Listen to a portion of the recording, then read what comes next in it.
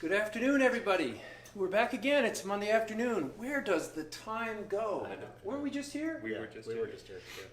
So, it's Monday afternoon. This is in the cellar with Ken Hardcastle, formerly behind the tasting bar, but we thought we'd be real about it. We are in the cellar. Were we ever behind the tasting bar? No.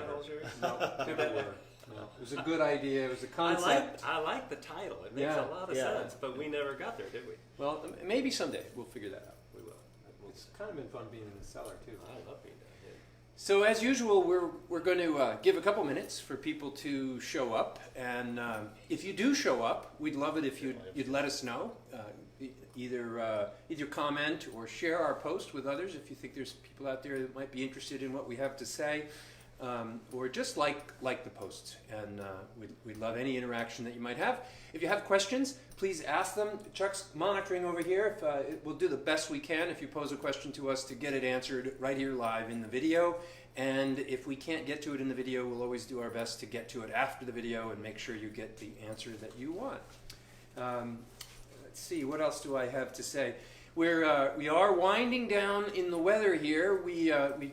We're kind of a little sad. We're going to be giving up our outdoor seating on the front lawn pretty soon as the snow starts to fly. It was snowing today. Yes, we already had our first snowstorm. We had an inch or so the other day. Yeah. So it won't be long before the deck isn't going to be the most comfortable place in the area. So we have made up for that to some degree.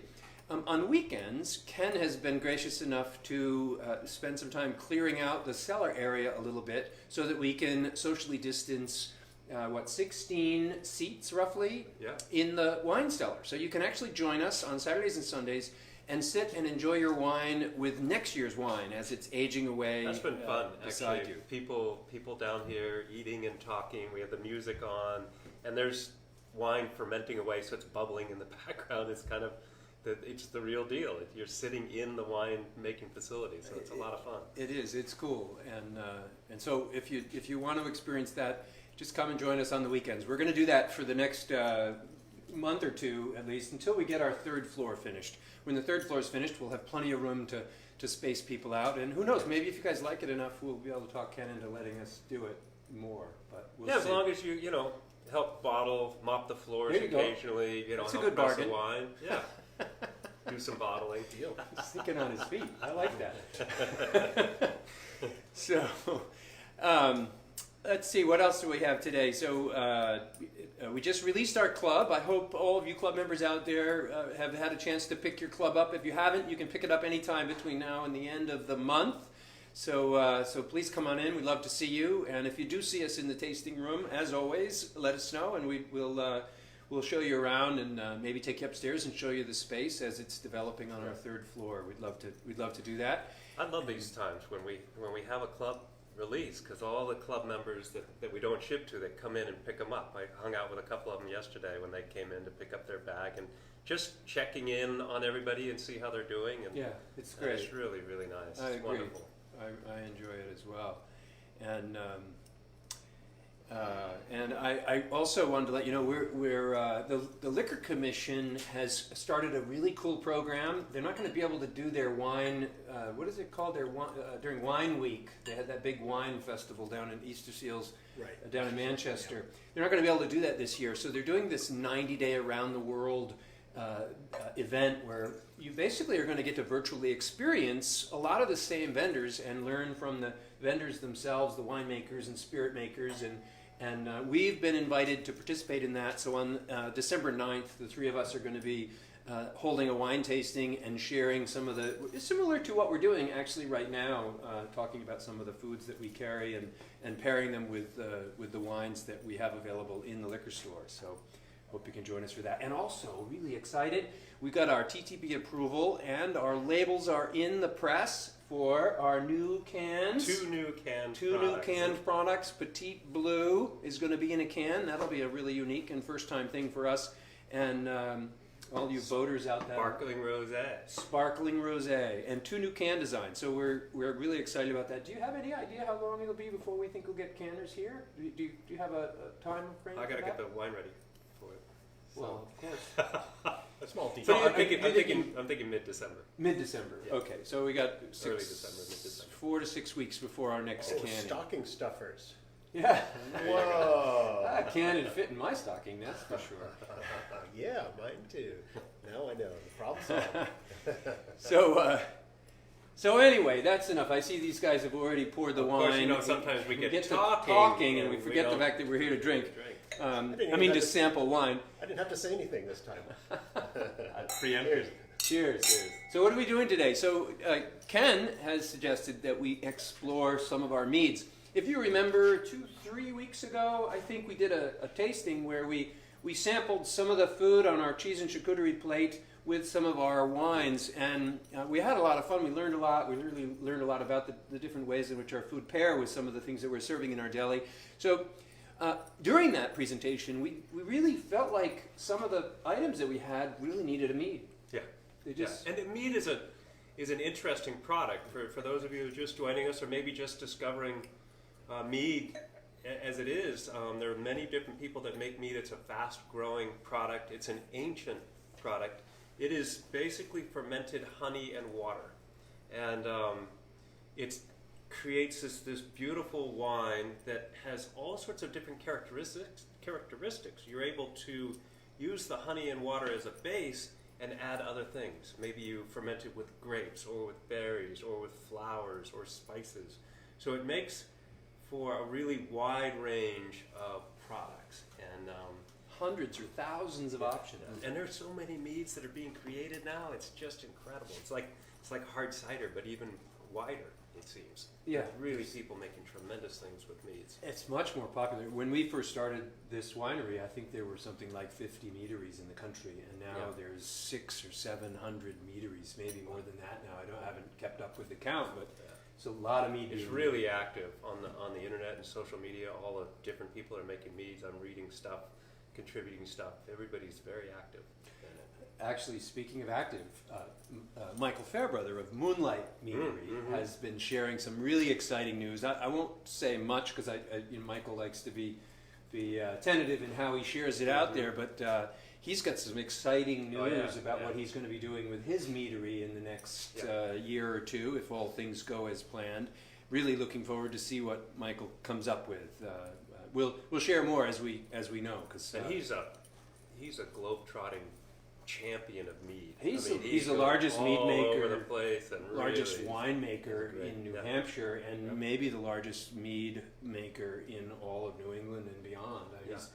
He's I think so. one of the largest around, and distributes his wine, like you said, all over the globe, and really nice guy. So wish him the best.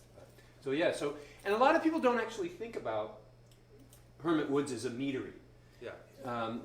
We advertise ourselves or name As a ourselves a winery, and people don't necessarily equate mead with wine, but mead is a wine, and we have, since day one, we've produced meads. It represents probably a third of our products. Yeah, as far by number of different types of products, it's almost half, or a third anyway. But volumetrically is very small. It's very small. Yeah. Which is the way it is with mead in the rest of the world. Mead, as far as a share of the alcohol market, mead is a very small share. Yeah. But yet it's also the fastest growing, or one of the fastest growing segments of the alcohol craft industry. So what are we going to start with? So this is a very unique mead called Flower Power.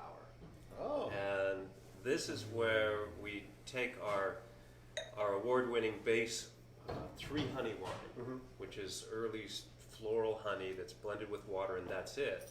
But then did sort of almost like a brewing technique of dry hopping, but instead of a beer, we're working with mead. So after the mead had fermented and it was aging in a glass jug, I harvested some flowers right at their peak ripeness and pushed those into the mead. And so it's a cold infusion of the floral components into the mead. And this has 4 different flowers. Daylilies, which are those orange flowers that grow all over New England. Invasive. I pick them right. Yeah, they're invasive. Yeah.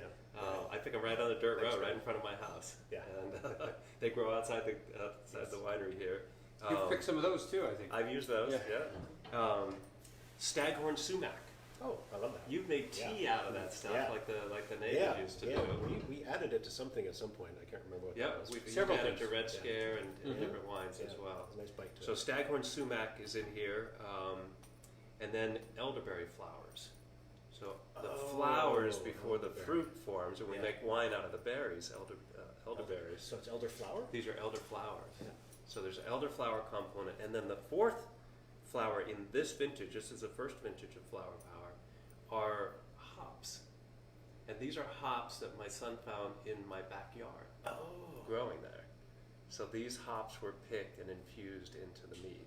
And then all four of those were blended together and aged in a little oak barrel for like 2 years. So it's got a really oak character to it, very mature, dry, tannic finish. It's a bone-dry mead, no back sweetening. And I just thought it would be a nice, floral, interesting palette to see how these different foods go along with it. Because meads can have, and there are different ones here we're going to try, some spicy components and different aspects to them. So it'll be interesting to see what we've got here. So We have a whole bunch of different foods, right? yeah, so let's do this a little differently. And by the way, I meant to mention this. If you remember about 3 or 4 weeks ago or 5 weeks ago, we actually did a whole presentation about the components of Flower Power. Oh yeah, that's right. And if you want to watch that, if you scroll back, I don't know, 4, maybe 6 weeks Yeah. in our Facebook page, you can see a whole presentation about the making of Flower Power, which was quite interesting. But today, in the interest of time, because we have a number of wines and a lot of different foods, I don't think we should try every food with every wine. I think we should try. Let's pick a couple that we think are going to be winners, and then let's try and pick one we think won't work, so we can see what's the reasons why. So yeah, and let's describe the foods. I was going to say, could you introduce all the foods? Yeah. Yeah. So do that so everybody knows. we're going to start with a basic cracker. This is just a really nice, flavorful, but not overly flavorful cracker. So we don't want to have too much taste in the cracker because we're trying to experiment with the cheeses and the other things. So we want to get our flavor from what's on top of the cracker more than the cracker. But Castleton crackers, we sell these at the winery. They're a great company. They provide 4 or 5 different flavors for us. They're all really good. And these are the Ale House Cheddar. Just a really nice, simple cracker. A wonderful Brie cheese from Vermont Brie. One of the best Bries I've had. I really enjoy this. We're going to try that. And then a pretty local company up in Sugar Hill, really aged cheddar from Harman's. That stuff is so good. This is so good. Yeah, this, and they also have their smoked cheddar. We don't have that here today, but their smoked cheddar is to die for.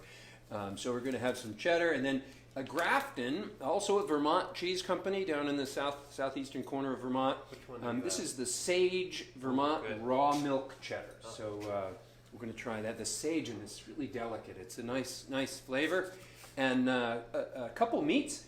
We've talked about this one before. This is the Fortuna's Genoa salami. So it's really just a nice salami, and we had some of this I think last time. And we have a new salami to the mix. This one's from also made in Vermont, called Juniper salami, the Vermont Salami Company, and we'll try that. Really? Yeah.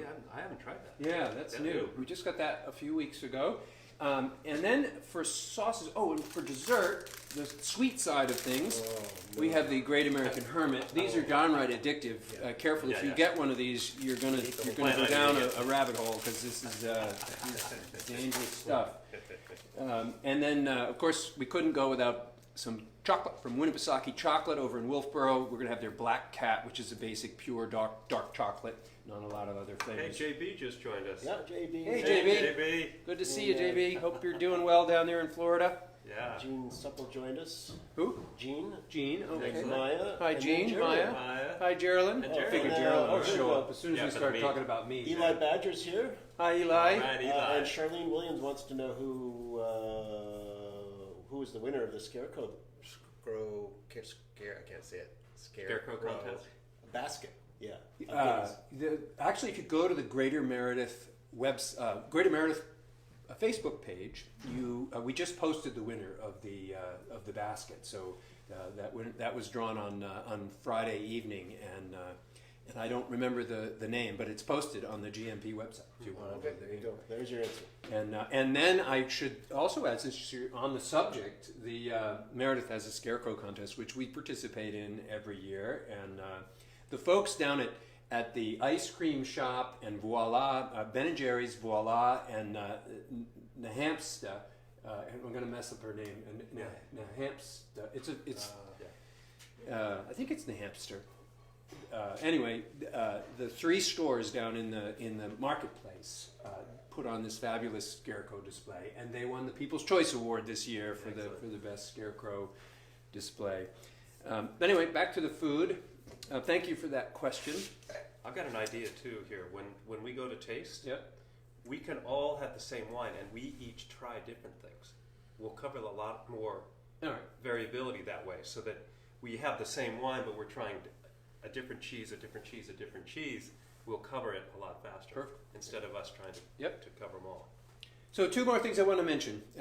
If you haven't tried Wozz products, they're out of Bethlehem, New Hampshire, and they make some of the greatest sauces and spreads. And this is balsamic fig, one of the favorites here. We use it a lot in the winery.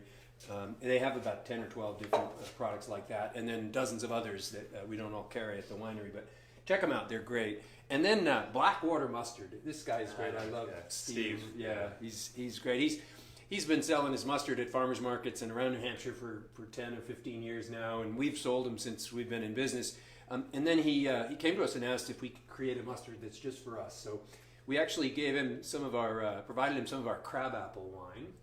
And this mustard is actually made with an infusion of heirloom crabapple. So we have a little mustard here if you want to try that on something. Did I know that? So those are our foods. We'll go over this again if we talk about something specific. But Yeah, let's. so what are we doing?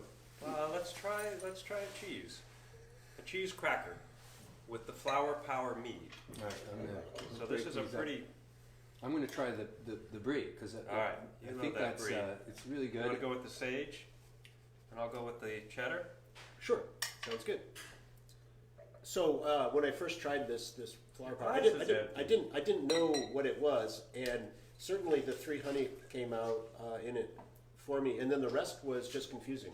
I just couldn't imagine. You hadn't what had was- this? I hadn't had it, Ah. and it has this really rich, I don't know, creamy floral. There's a lot going on. There's a lot going on in there, but I have nothing to compare it to. It just doesn't. It's not like anything else that's in my vocabulary of wine. But I'm quite sure that it's going to love this cheese I'm about to dig into. So if you're pairing at home with wine, just a reminder, you should sip the wine as Chuck just did and think about what the wine tastes like in your mouth. Go over that a little bit and try and discover what the nuances is of the wine. And then put some cheese in your mouth and understand what the cheese is offering to the flavor. And then chew the wine and the cheese or the food together in your mouth, so you get them melded nicely in your mouth before you determine what the pairing is like. So and another comment on the wine itself. This wine is going to be amazing in 10 years. It's got a little edginess to it right now that's going to round off nicely, and then all of I'll bet those, you those it's a flavors little are gonna disjointed. stick out. Yeah, it's a little disjointed now, but still not in a bad way, but just there's a In a lot young way. going on, a young way. Yeah, so 10 It's years. another one of these things that I pack a lot into. Yeah, exactly. So, the cheddar is a big, bold, rich cheddar, and I thought it would totally overwhelm this, but it doesn't at all. That's that You edginess. get this wine carrying it through just fine. It holds up to it really well. How about the sage? Brilliant. The cheese is really crumbly and has that really nice, not sharp cheddar, but sort of a mid-range cheddar background, and then the sage is just sort of this subtle, really nice sagey flavor, and it absolutely loves the wine. It just they all come together.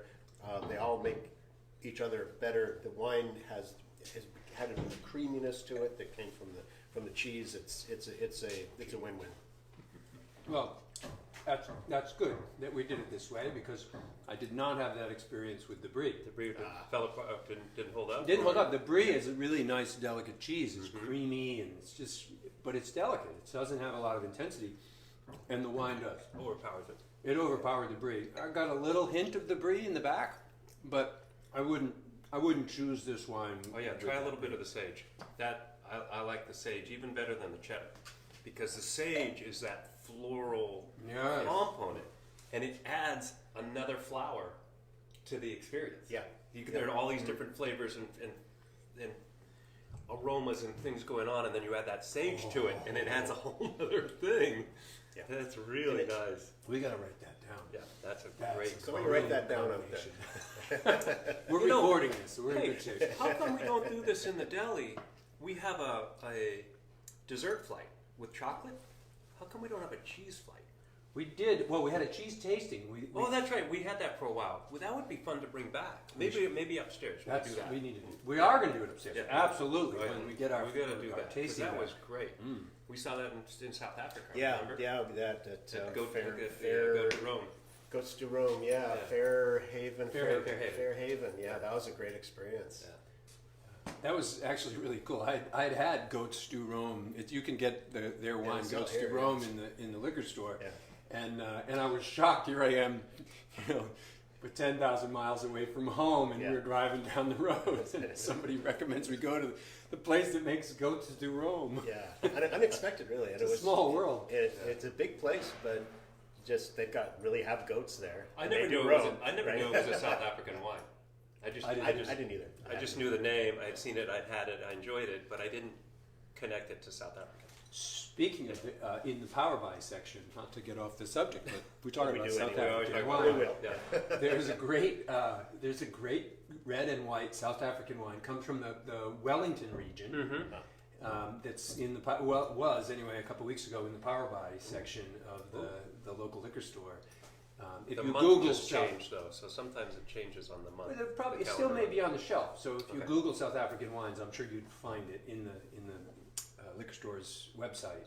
But I enjoyed it. It was really nice, and it was nice to know also we probably drove right by it on our journey. Yeah, Yeah. because we were right there. So what's the next wine? Gary Parker's with us and Judy Hopkins. Hi, Rich Gary. and Judy Guys, are there. all right. She's looking forward to some wine and food pairings for club members. Let's do this. We'll do Absolutely. We'll do a Actually- little sparge here to clean the glass, and then we're going to move to a honey wine. Let's try this with some of the sauces or the desserty things, maybe. Just a comment for somebody mentioned like to try this at home, but a couple weeks ago after we did the food pairing, a club member, I came in and saw a club member sitting at the table with one of our cheese and charcuterie plates and a couple of wine flights. And I went over to say hello, and they said they had watched our whole presentation, Oh, yeah. and they They came could in replicate to it. duplicate it. They Yeah. wanted to try to experiment with it, and it was really fun. And they seemed to And they really got some enjoy mead, it. didn't they? Huh? They got mead too. in their And flight. well, that was it because we had Yeah. talked Oh, about that's mead, right. and Yeah. so they got mead. Yeah, I think that's right. I mentioned that last time we talked. So what are we trying with this? I'm gonna try this mustard. What wine? Tell about the wine. So this is a really unique wine that we The have Honeycomb? here. It's called Honeycomb. It's obviously unfiltered. This is about the most raw, old world, to me, historic sort of mead that I wanted to make. I had a beehive at my house, and bees pack up honey. It's their food for the winter. And then they'll eat through that honey through the winter to stay warm, stay alive. And for whatever reason, this hive, all the bees took off in November, late in the season. I don't know what the heck happened to them. But they left 110, 120 pounds of honey behind.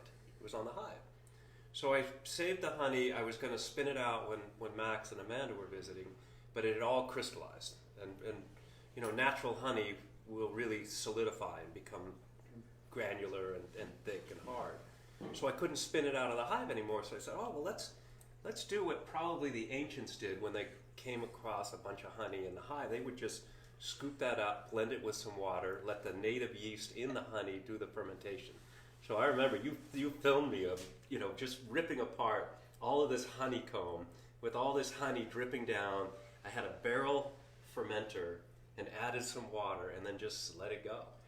And it's just everything about a beehive in this. Pollen, propolis, a few bees' wings, lots of beeswax, and it has a really beeswaxy honey character to me. It's a very rich, and it's a dry mead again. I don't make those heavy That's sweet why when you meads. said I like these dry with dessert.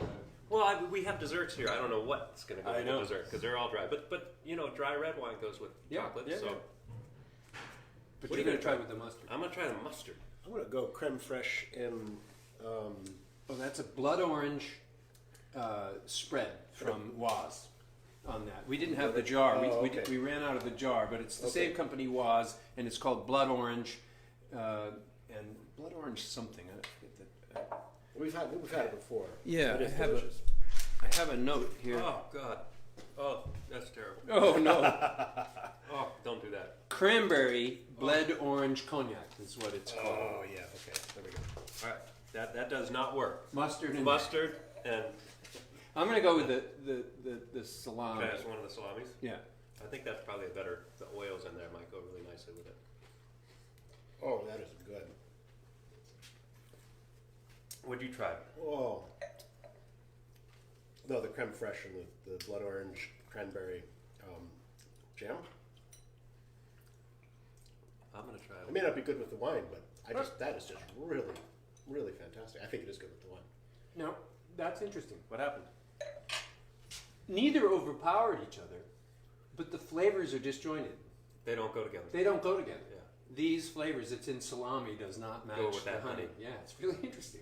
The two flavors were very prominent in my mouth at the same time, but they didn't come together.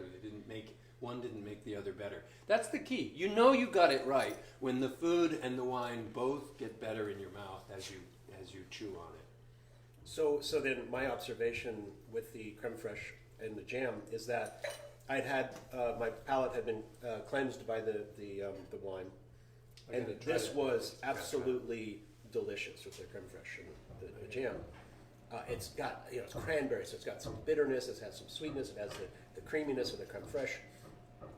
But then I had the wine afterwards, and so my first experience was, wow, that really tastes great. And then I had the wine afterwards, like, ugh. It didn't get better. It didn't bring out anything in the wine that made the wine more enjoyable.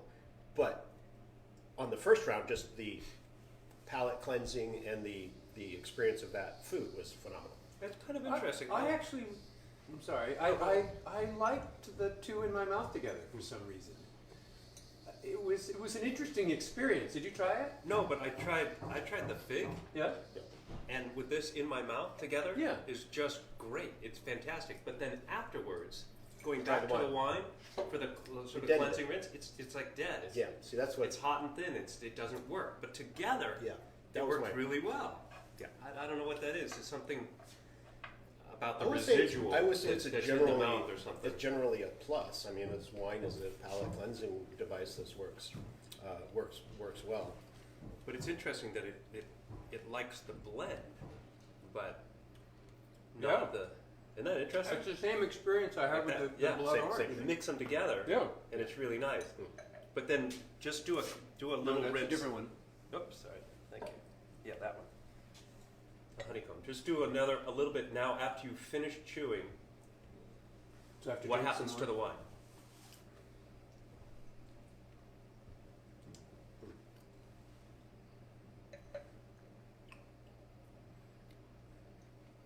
Exactly.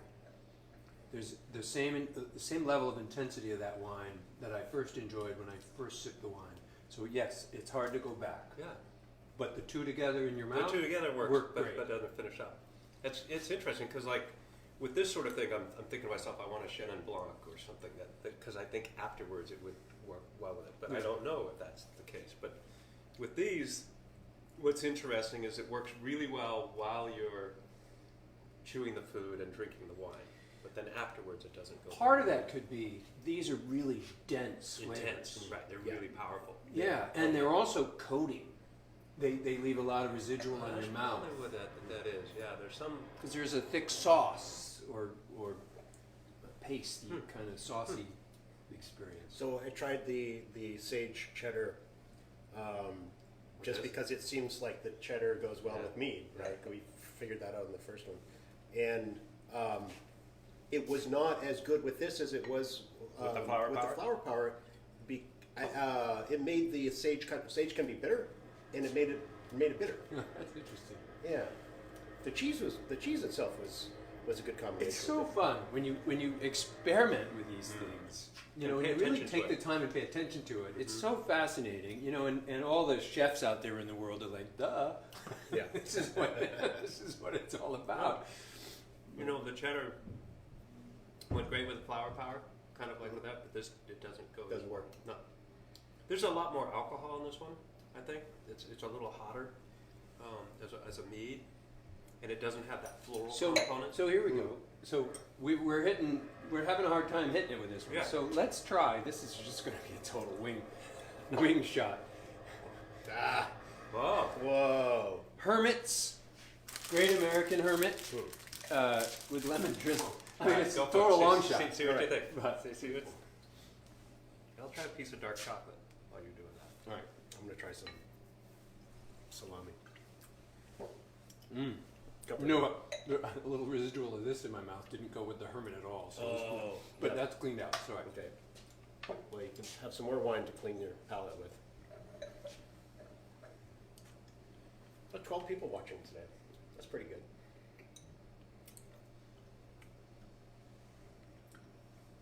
that's not bad. That's interesting. It's different.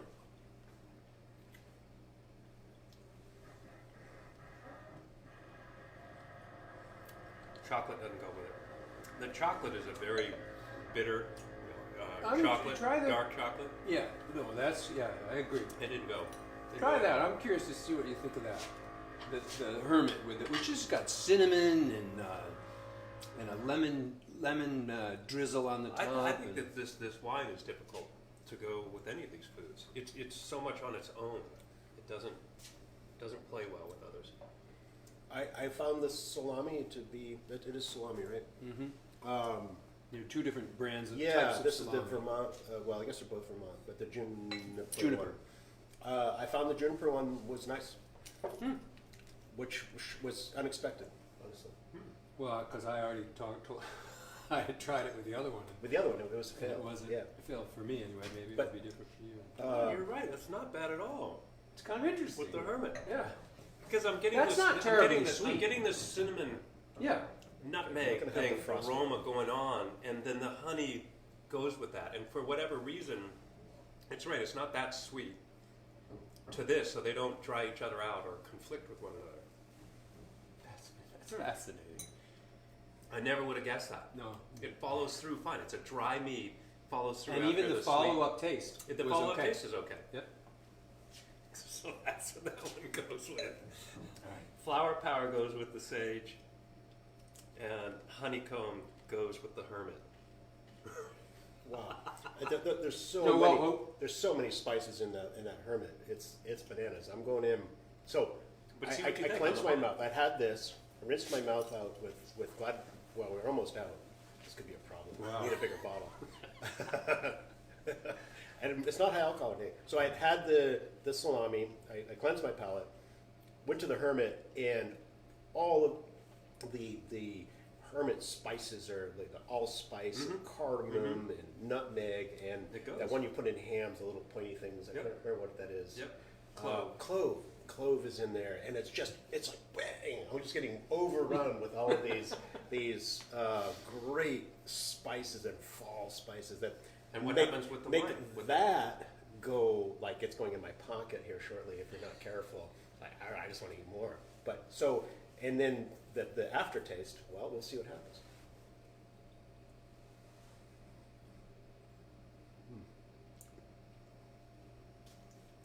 So initially, it just nailed all those flavors and put them into solution. I got a whole nother rush. Yeah. All that wonderful flavor. Yeah.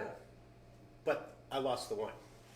I didn't. It doesn't. It's Just dissipated. overpowered the what's really nice about that, which is good because it's very strong. It's a very rich, robust, high alcohol. It is a robust meaty yeah. thing. Yeah, so that's cool. That's a great experience. Well, I'd recommend that one. So what we learned from this one is, so all three you said with this one and with the balsamic and with the sauce, it goes nice in your mouth with the foods, but it can be challenging to bounce back and forth to follow it up. Yeah.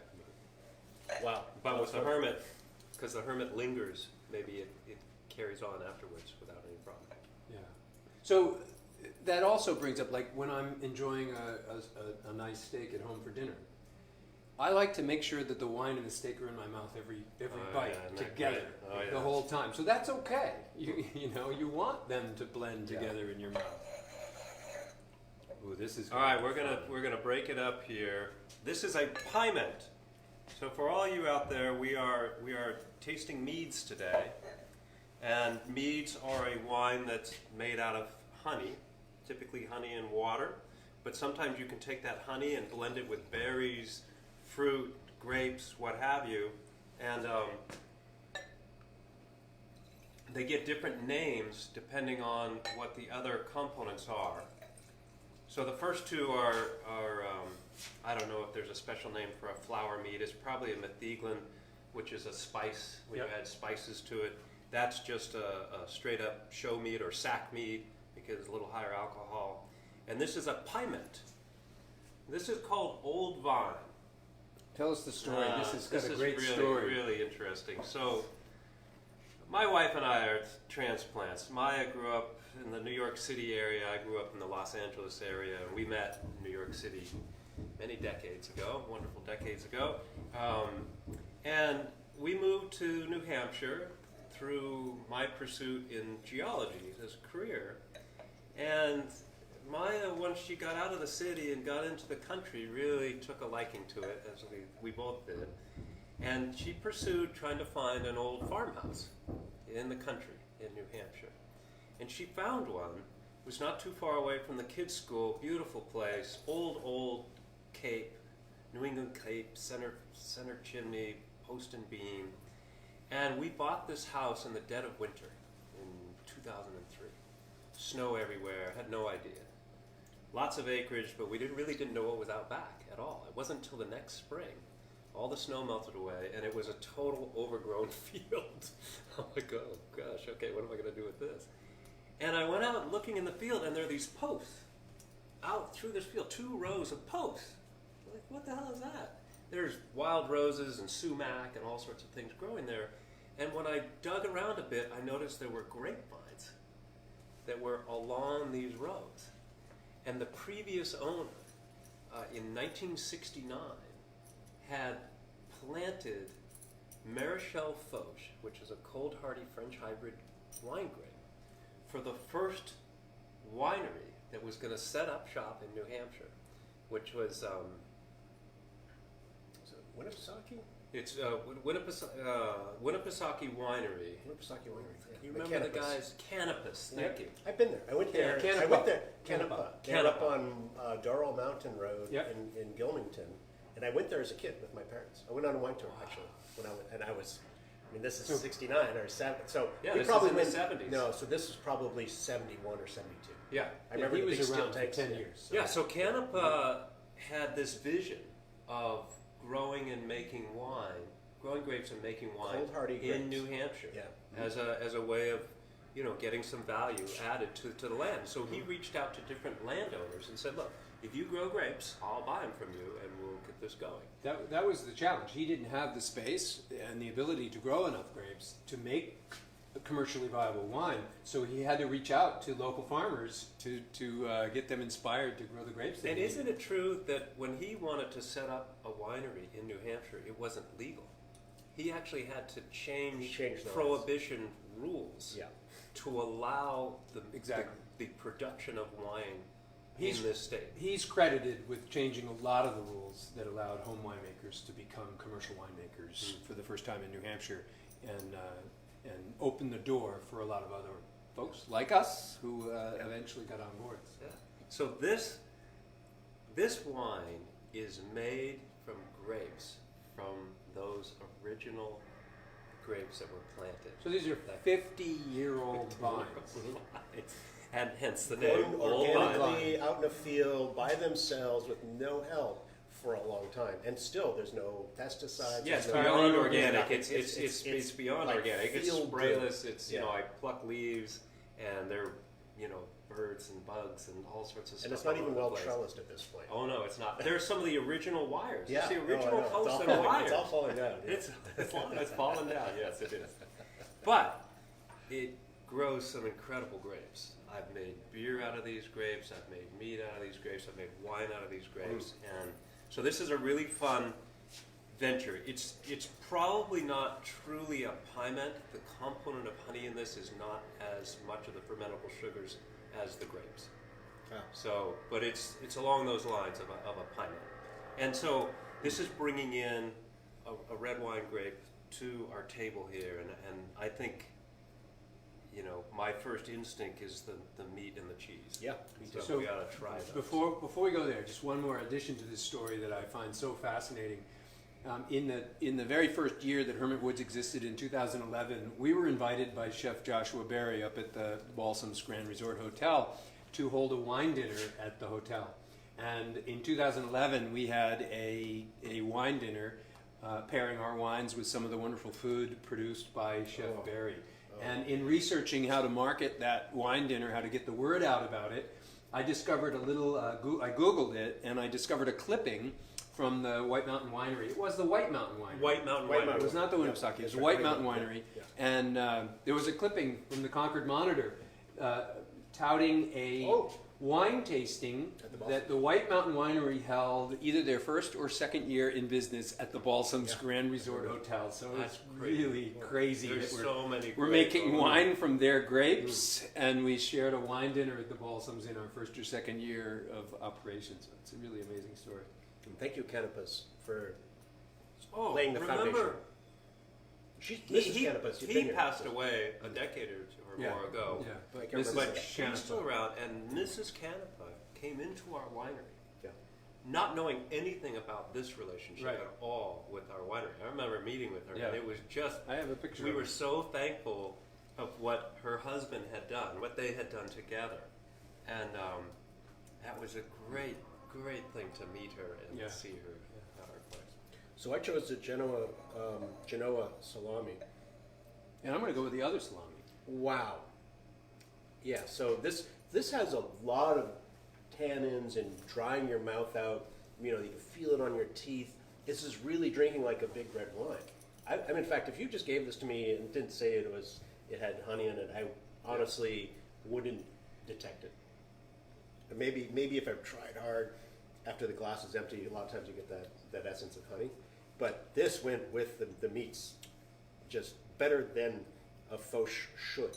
Fraiche is a sort of a Pinot Noir derivative, Yeah, right? it's a lighter. So, but it's grafted to roots that will withstand minus 20, 30. minus 30. Yeah, so they'll survive winter, but it makes this smaller, Yeah, it's a little berry, tiny berry, little tight little cluster of berries. dark, but has that more of a light fruit component. So if you just get this made in New Hampshire, it's very light, almost watery, and it often has a sort of a vegetal side to it.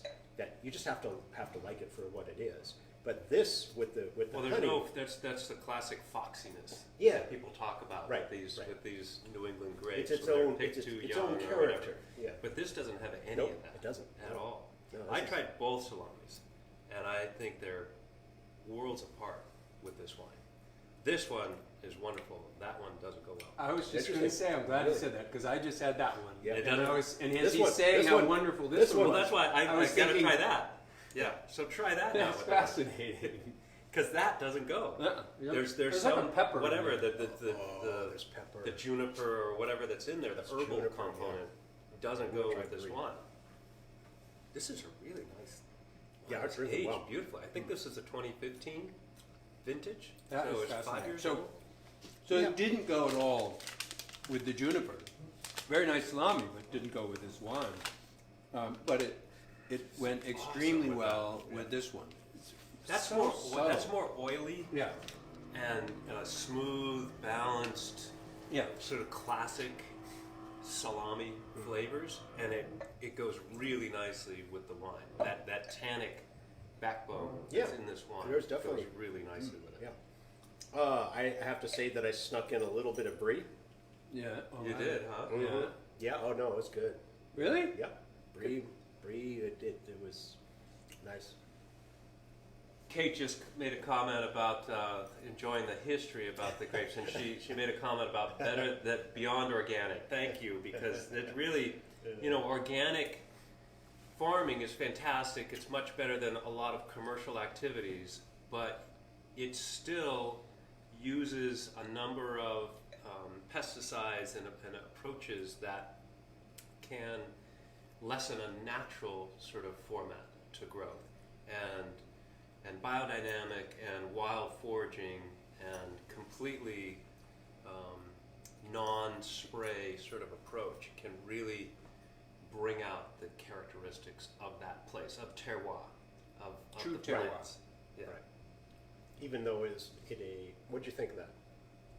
This is kind of interesting to me, and it's hard now. The taste buds are blurring together a little bit, but We're but only on honestly, the third one. I thought the cheddar was going to hold up nicely with this, but it Yeah. didn't.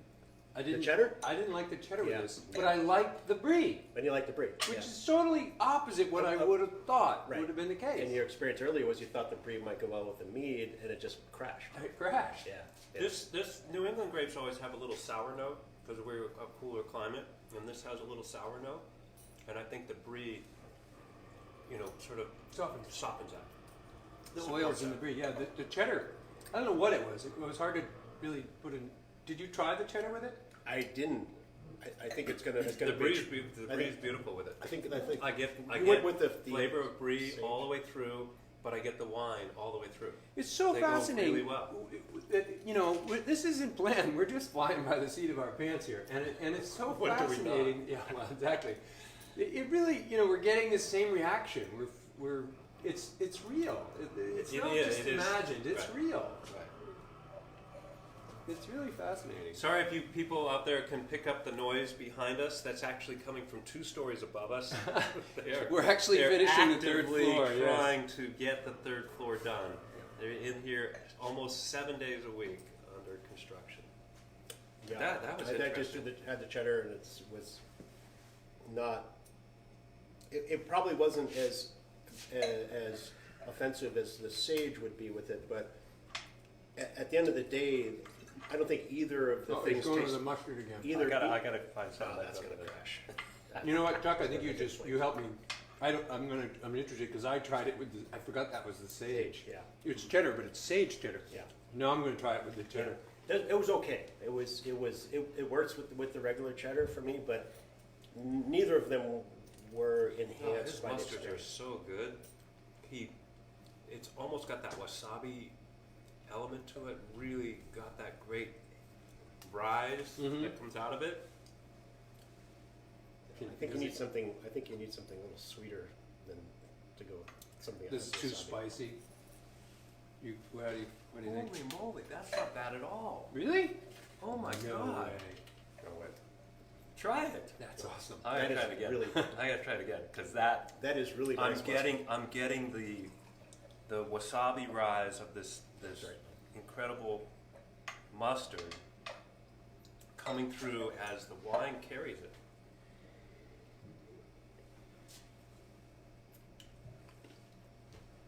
No, I think I'll go with my as a palate cleanser. This did a nice job of preparing my taste buds for that really crazy delicious mustard.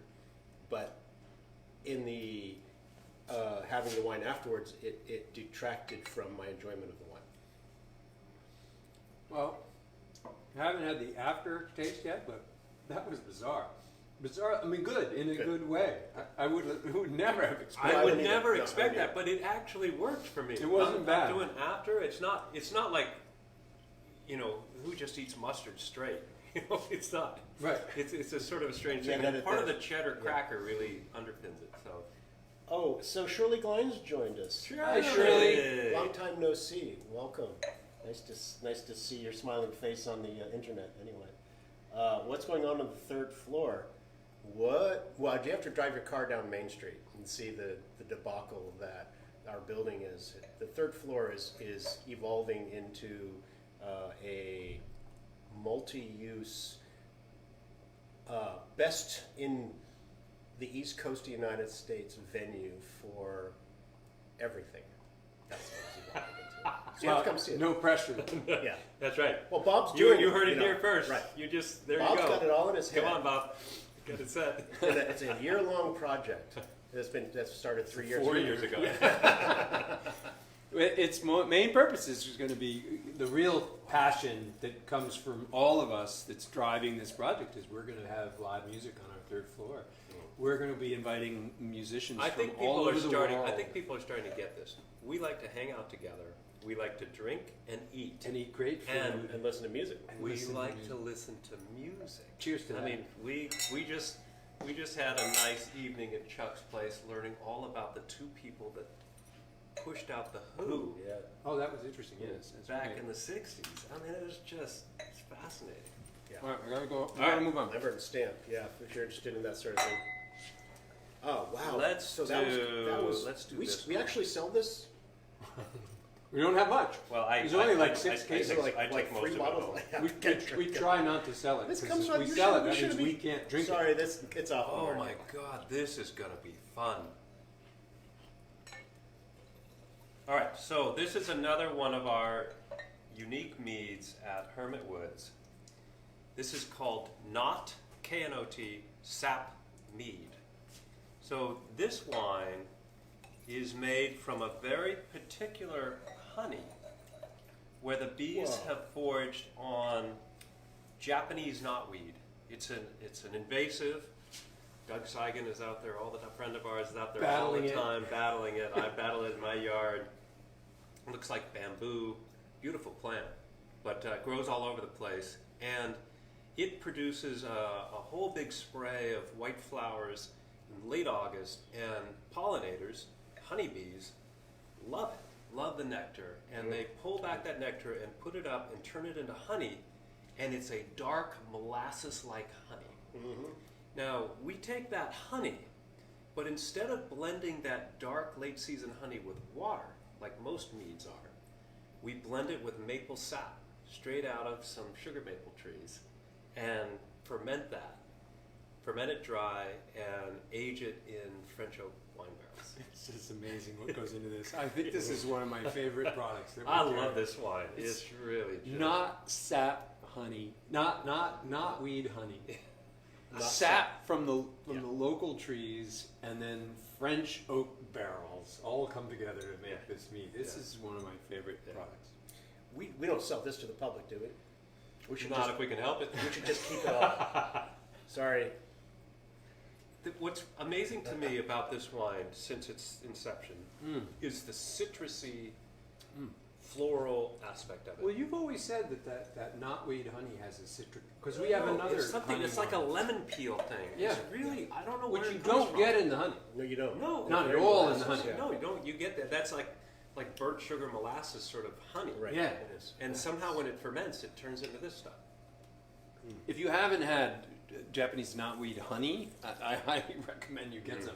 There's a few farmers around New England that carry it. I've seen it at farmers markets. It's one of the best honeys that I've ever had. Wow. So what are you going to have it with? I'm gonna try the sage. The sage cheddar. Okay, what are you going to go with? Good. So Ken's having it with the Grafton Village sage cheddar, and Chuck's going to go with I'm going to go with the juniper salami. juniper salami for Chuck. Good choice. Good choice. And Oh, so the since sage you're going work. the juniper salami, I think I'll try the Fortuna's salami. The Genoa. The Genoa, yeah. The sage works beautifully. There's like this sage floral that's blending with the citrusy thing. Mm-hmm. They don't conflict. They support one another. So I'm getting the juniper flavor more than I've had in the salami from any of the things I've had with it, and pepperiness and a little bit of heat. Wow, that's a unique experience. What's wrong with kind that? of what you had. I had it with the Genoa, and you had it with the juniper. And you, as you were talking, I was experiencing What I'm talking about? It brought something out of it. Yeah. It raised the bar on the just- meat flavors. I'm drinking gin right now. Yeah. Yeah, I'm you got the drinking juniper. gin right now. Juniper jumps out of that. Holy salami. crap. And the is same with this incredible. one. Yeah. Whatever's in there, the flavors that are in there, This just one, yeah, kind that of would be the- just there's a lot of spice in it. extracted from the Oh. salami as Oh. you eat it. That's what I'm having for dinner tonight. I'm having a juniper thing and a bottle of this not salad. Yes, that's what I'm having too. I'm having dinner. Oh my god, That's good. That's awesome. So I got to try that one. Wow. Try it with that one. I will. That's fascinating. I wouldn't have guessed that. That's what's really interesting. I'm really glad we're doing these things because we started off in this whole endeavor of really enjoying Oh, the pepper. wines and what Black they pepper. do. Isn't that it? It just goes in and extracts all the flavors and just poof, explodes in your mouth. Right. That's perfect synergy. And the same that did was the black pepper. Yeah, stands- yeah, just- exactly. It drew it out. Yeah. I don't know why. Got it. But it's fascinating. No idea. Wow, not sap. Maple sap. All right, just grab something that you think it won't work with. Oh, Try the dark chocolate. I have to do dark chocolate. Okay, taking one for the team here. It's gonna be a fail. I'm going to go with the Brie. I'm gonna predict it's a fail. Brie. It's a bitter dark Try the chocolate mustard. already. And I've got a lot of. The Genoa is good, but the Juniper is better. Oh, the pepper.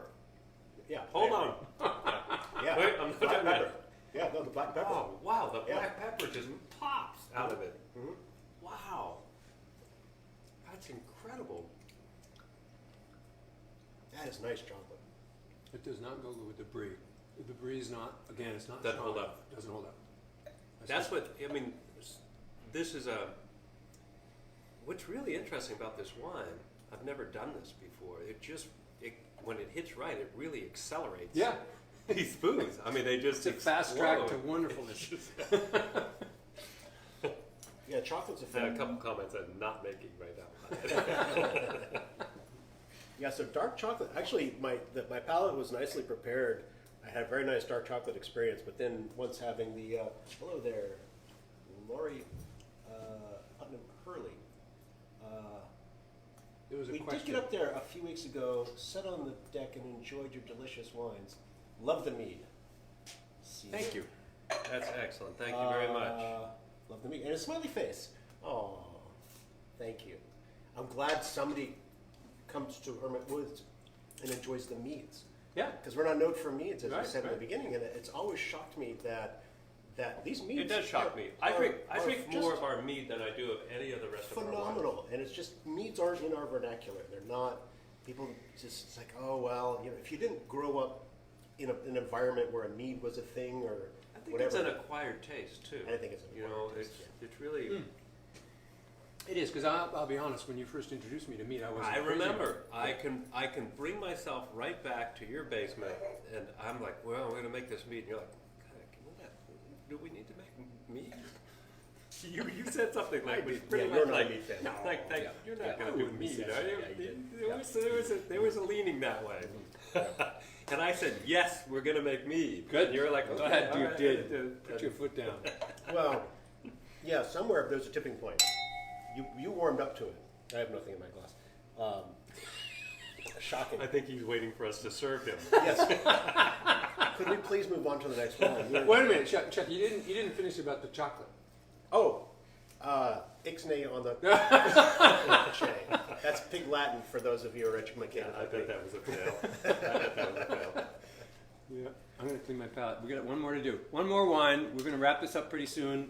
We're pushing on an hour here. Okay, so this is sort of the like one of our most standard meads that actually bridges the gap for a lot of people because it's a little bit like a barrel fermented white wine.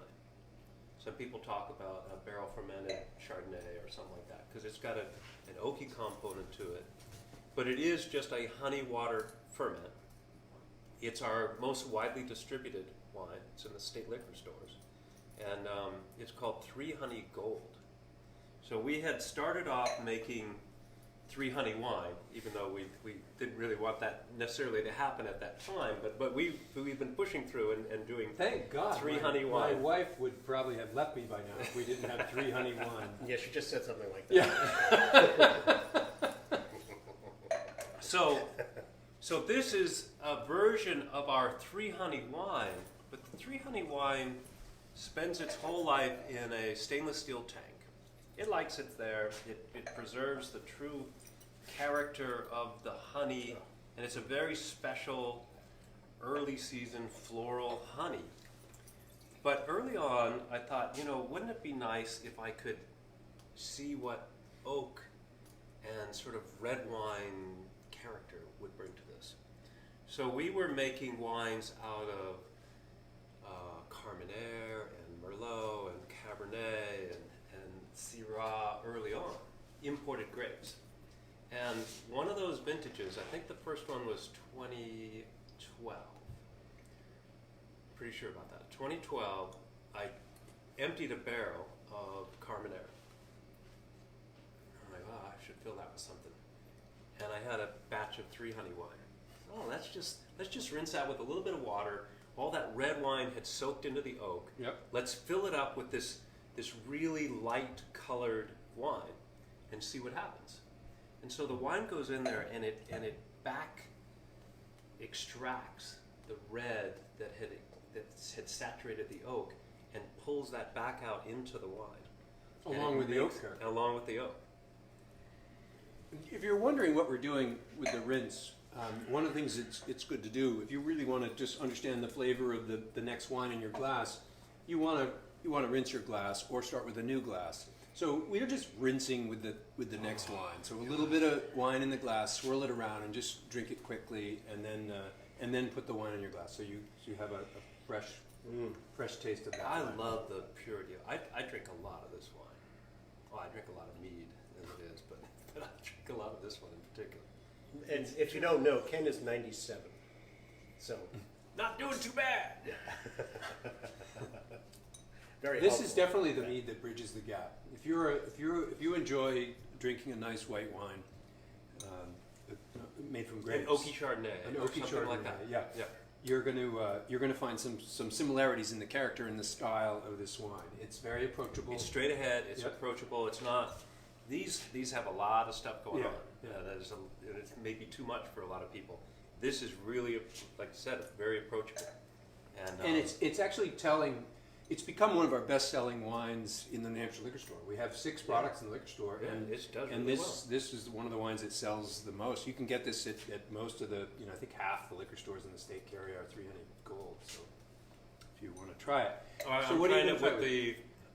the very aged, very well aged, Really aged cheddar cheddar from Harman's up in Mhm. Sugar Hill. What are you going to go with, Chuck? Well, I'm gonna have to go with the sage, I guess, because I think cheddar's the thing. All right, so Grafton Village, he's going to go with the sage. He's thinking it's not going to work. You know what? I'm going to try it. I'm going to try it with the mustard. I'm going to try it with the sweet, with the Hermit. Oh wow! Oh, the cheddar totally goes. Yeah. Oh yeah. Okay, good. Underplating. They both just support one another. No competition. No clashes. I'm having a cheddar sage symphony in my mouth right now. Is it going with the wine? I'd say Symphony would be. Symphony would be. Well, the Did cheese, you have the wine? the cheese is loving the palate being prepared by this wine.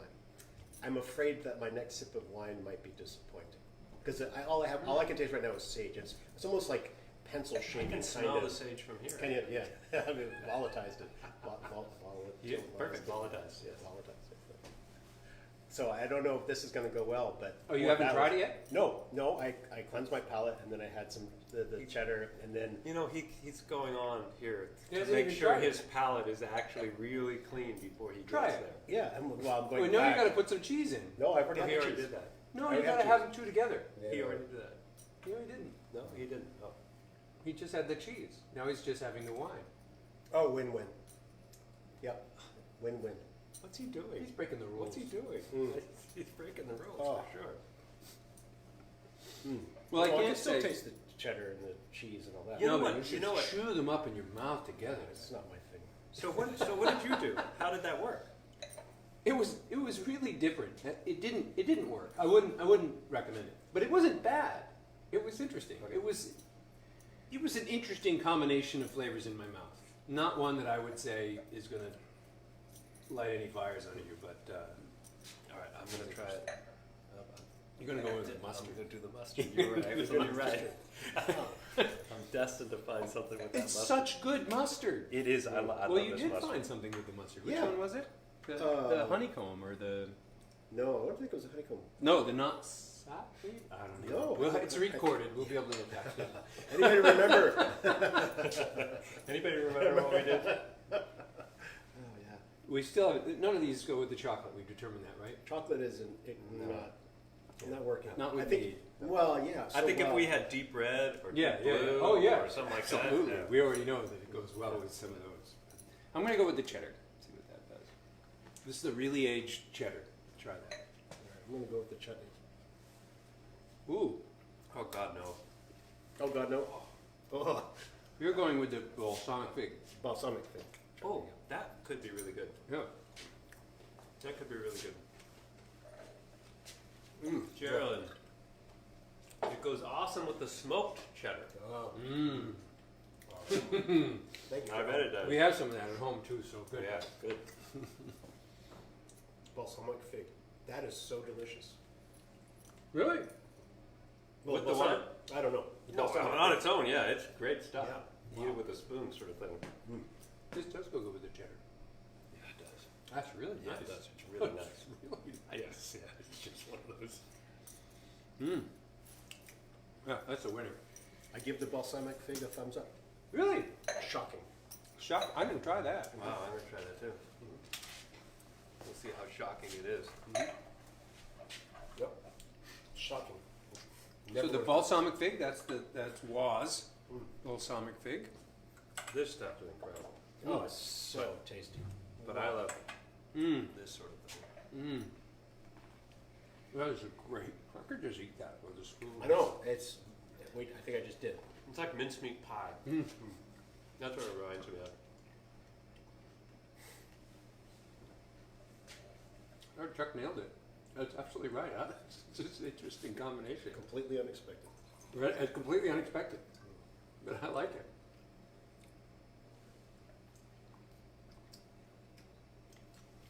It's good. I like it too. There's a, It's you know, not a there's a stellar, little hesitation, and I just, my second sip, I got that same hesitation. So I mean, it was good. It was. It creates a little There's a hollowness. little There's a little disjointedness. hollowness in the wine and some alcohol that comes out with the fig Yeah, somehow. I've made because the fig is so dense and a little sweet yeah. that it hollows out the wine. But it was good. That's a tough thing to. I'm learning a lot. That's a about- tough thing to about have with any wine wines and food. and have it even palatable because there's so much. It's Richness intense. and flavor, It's really intense intensity. flavor. Yeah, just like the mustard. Yeah, right. Need a Fig. beer. Did I just say that out loud? We're gonna make beer one of these days, Oh, yeah. right? Oh, yeah. Been making beer for a long time. Yeah, we're gonna make it to Sal. That's right. Yeah. Made beer Brewery. with some of those grapes, actually. Yeah. So, we should bring this to a close. We're All right. we're beyond the any questions we should answer before we go to a close there, Chuck? From the No questions. Anybody have any questions? right. This is your chance here, unless I missed somebody. Hmm. well, Yeah, nonetheless, if we didn't get to your Nice question, wine. we will get to your question after we finish. But thank you for joining us today. As always, this has Yeah, been a lot of fun great. and very educational. And really, do this at home. And you know, we'd prefer come it in if and do you it with come us. here and do it. We'd, Yeah. come here and Come do in it. and do it with Exactly. us. Yeah. Of course, We we have prefer all of you these do it things here. with our wines and Yeah. food, but you don't need our wines and food. You can do this with any wine and with any food, and have a great experience. You're going to learn a lot. You're going to learn more about the wine. You're going to learn more about the food. It's a deep dive into flavor and Which is really, it's fascinating. it's fun. It's so much more. It brings it to a whole other level. It's so much more interesting. Especially if you have a couple of good friends that, Yeah. Absolutely. you know, enjoy Cheers this sort to of that. thing too. We got some wine You in know, everybody's that's- glass. There we go. Cheers to good friends, and to you for helping make this all possible for us. And we look forward again to seeing you next Monday for Behind the bar. in the Behind the bar at in the 401. cellar in the cellar. in the cellar with Ken Hardcastle as we explore our next topic of interest. We don't know what that is yet, and we will be sure and let you know if you want to find out. Moments before it happens. Tune in at 4 o'clock next Monday. We look forward to seeing you. Thank you for joining us. Have a great evening. Cheers, everybody. Cheers.